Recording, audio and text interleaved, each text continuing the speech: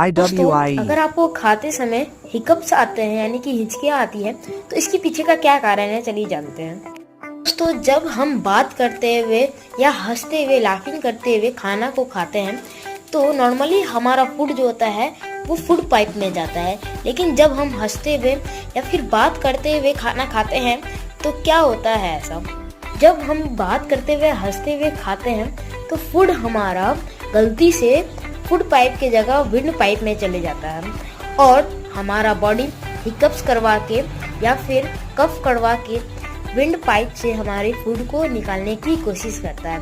अगर आपको video informative लगा हो तो एक लाइक, सब्सक्राइब, शेयर जरूर करिएगा। Thank you very much.